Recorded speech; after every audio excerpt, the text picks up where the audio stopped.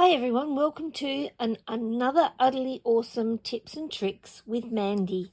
This is the June tips and tricks, and it's a fantastic tip and trick that I learnt from a consultant friend of mine, Wendy Hopper, and it's brilliant. So I really wanted to share it with you, and I'm going to be using the Impressions of Bloom kit, the Impressions of Blooms dies that cut out these beautiful flowers. Now, I've got some of them in here still in my package, which is where I've put them inside my stamping set. But all the flower ones I have put together inside a piece of I nearly said concrete. What do you call it? Contact. Inside a piece of contact. And it's unbelievable how this works. You're going to love it. So because these dies are quite intricate to line up, and you'll see I had also put a little black mark on mine so that I knew where the matching edge was, so it was easier to line up. But because they cut, you can cut them out singularly, in which case if you wanted to do that, if you wanted the blank piece to stamp on, then you would need to pull this apart and disassemble it and start again. But if you are cutting out the embossed pieces, and I've done them in white and I'm going to colour them later, but this was just to demonstrate to you, that one's upside down, what they look like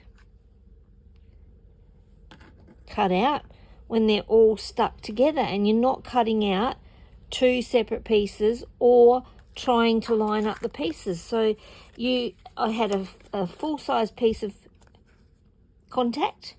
I laid them out with this side down on the contact, just how Wendy told me to do it, and put the middle pieces in and then folded it over, pressed it down, and then I cut those. And they just cut and fall out. You don't have to try and weed out any contact from in here. It just works. I'm going to show you. So I hope I'm not going to be too close to show you this.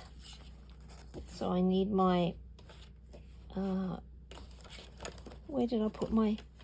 I've just used it and now I've lost my...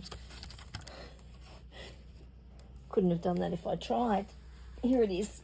I've got my base for my Stampin' Emboss machine, and I'm using thin dies, so I need number 1, number 2, number 3, which is a bit manky, so I'm going to turn it over. My paper, I'm going to put my dies down on my paper, put my number 3 on the top, and wind this through.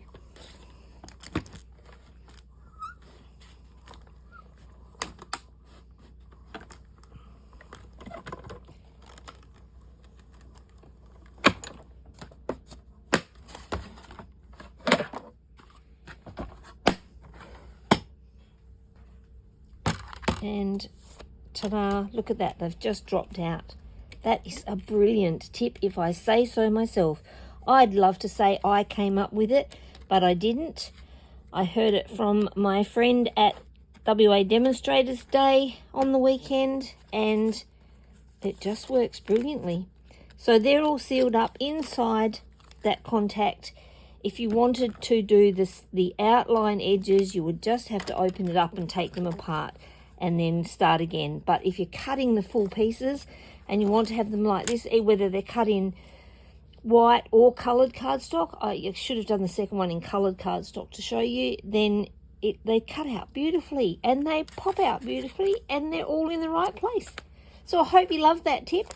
Please give me a thumbs up, like and share, and I will get back to you with this month's lucky winner of some... I know this month the person who wins the draw for being for giving me a thumbs up or a like or a share, you're going to get a little bundle of the pre-cut dies that you can use on your scrapbooking or cards. I'll do some in different colours for you. Thanks for watching, everyone.